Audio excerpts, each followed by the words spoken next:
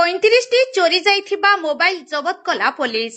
ବାଲେଶ୍ୱର ଜିଲ୍ଲାର ବିଭିନ୍ନ ଥାନା ଅଞ୍ଚଳରୁ ଲୋକଙ୍କ ଘରୁ ଓ ଜନଗହଳିପୂର୍ଣ୍ଣ ଅଞ୍ଚଳରେ ହଜି ଯାଇଥିବା ମୋଟ 35ଟି ମୋବାଇଲ ପୋଲିସ ଠାବ କରି ଶନିବାର ଲୋକଙ୍କୁ ଫେରାଇ ଦେଇଛି।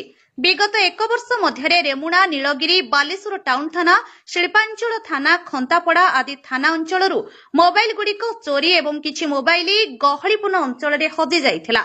ଚୋରି ମୋବାଇଲକୁ ହୁଏତ ଲୁଟେରାମାନେ ସ୍ୱଳ୍ପ ମୂଲ୍ୟରେ ଅନ୍ୟ ଲୋକଙ୍କୁ ବିକ୍ରି କରିଥିଲେ ଅଥବା ବାଟରୁ କେହି ମୋବାଇଲ ପାଇଁ ନିଜେ ବ୍ୟବହାର କରୁଥିଲେ। ଯେଉଁ ମୋବାଇଲଗୁଡ଼ିକ ସଞ୍ଚାର ସାଥିରେ ପଞ୍ଜୀକରଣ ହୋଇଥିଲା ଓ ଥାନାରେ ଏତଲା ଦିଆଯାଇଥିଲା, ସେହି ମୋବାଇଲଗୁଡ଼ିକୁ ଟ୍ରାକ୍ କରାଯାଇପାରିଛି। ଶନିବାର ଏକ ସାମ୍ବାଦିକ ସମ୍ମିଳନୀରେ ଅତିରିକ୍ତ ଆରକ୍ଷୀ ଅଧୀକ୍ଷକ ଦେବଜ୍ୟୋତି ଦାସ ଏ ସମ୍ପର୍କରେ ସୂଚନା ଦେଇ କହିଛନ୍ତି କି ମୋବାଇଲଗୁଡ଼ିକ ଚୋରି ହୋଇନଥିଲା, ଜନଗହଳିପୂର୍ଣ୍ଣ ଅଞ୍ଚଳରେ ହଜି ଯାଇଥିଲା। ଏତଲା ମିଳିବା ପରେ ସଞ୍ଚାର ସାଥିରେ ପଞ୍ଜୀକୃତ ମୋବାଇଲଗୁଡ଼ିକୁ ଟ୍ରାକ୍ କରିବା ସମ୍ଭବପର ହୋଇଛି। ପ୍ରତ୍ୟେକ ବ୍ୟକ୍ତି ନିଜ ମୋବାଇଲଗୁଡ଼ିକୁ ସଞ୍ଚାର ସାଥିରେ ପଞ୍ଜୀକରଣ କରାଇ ନେବାକୁ ଶ୍ରୀ ଦାସ ଅନୁରୋଧ କରିଛନ୍ତି।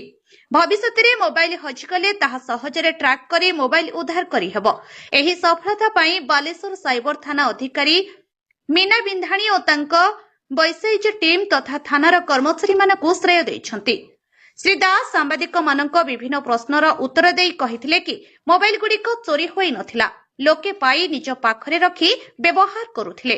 ମୋବାଇଲ ପାଇଥିବା ବ୍ୟକ୍ତିମାନଙ୍କ କୌଣସି ମନ୍ଦ ଉଦ୍ଦେଶ୍ୟ ନଥିଲା। ସେମାନେ ପେସାଦାର ଅପରାଧୀ ମଧ୍ୟ ନୁହନ୍ତି, ତେଣୁ ସେମାନଙ୍କୁ ଗିରଫ କରାଯିବା ଭଳି କୌଣସି ପ୍ରାମାଣିକ ତଥ୍ୟ ପ୍ରମାଣ ପୋଲିସ ନିକଟରେ ନଥିଲା। ତେବେ ମୋବାଇଲ ଫେରି ପାଇଥିବା ବ୍ୟକ୍ତିମାନେ ମିଶ୍ର ପ୍ରତିକ୍ରିୟା ଦେଇଛନ୍ତି। मोबाइल कहली सीआईएसएफ पोर्टाल रे ऑलरेडी जो माने रजिस्टर करथिले निजर मोबाइल रिपोर्टेडली लॉस्ट हेची। जो मान का मोबाइल जनरली रिपोर्टेडली लॉस्ट है CIR central equipment identity register जोटा गवर्नमेंट ऑफ इंडिया रो गोटे रहिची पोर्टाल से रिपोर्ट करंती मो मोबाइल हजि जाई थाए जो मानकर तापर परवर्ती मुहूर्त रे सेगुडा को ट्रेस रखा जाए। हजि जाइथवा मोबाइल जो माने प्राथमिक भाव में जे उपभोक्ता जे लॉस्ट जार होइतबो से रिपोर्ट करिवे। सही समय ताकू ट्रेस कराई कि ग्रेजुअली सब मोबाइल धरा पड़छे।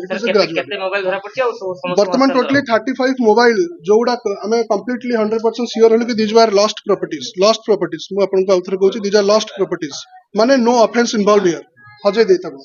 तेणु जोड़ा lost properties 35 lost recover mobiles आम रिकवरी करछु। आउ अंडर प्रोसेस किछि अछि तापर मध्ये तदंत चलछि। ए प्रति प्रॉपर्टी तदंत हला परे जतबेले कंफर्म 100% कंफर्म आमे हेलु कि एटा लॉस्ट प्रॉपर्टीज तेणु या पछरे कोनोसी कॉग्निजेबल ऑफेंस इन्वॉल्व नाही। सेगुडा वर्तमान आमे आपन सामना को रखिस 35 प्रॉपर्टीज आउ किछि जिंस जोडा कि अंडर प्रोसेस अछि तापरे इन्वेस्टिगेशन भी चलछि।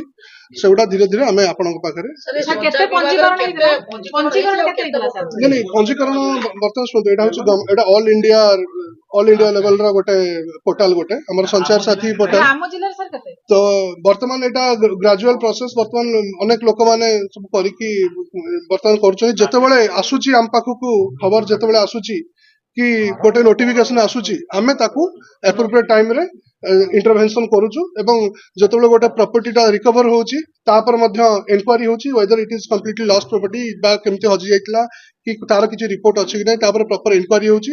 इंक्वायरी पर जतेबेले कंफर्म हे गेला कि एटा लॉस्ट प्रॉपर्टी हजिची माने सब उपभोक्ता निज कोनोसी कारण रे सहित गळै दैछन कि हसंती जदी कंफर्म हैला ताकू हमें ताको हैंड ओवर करा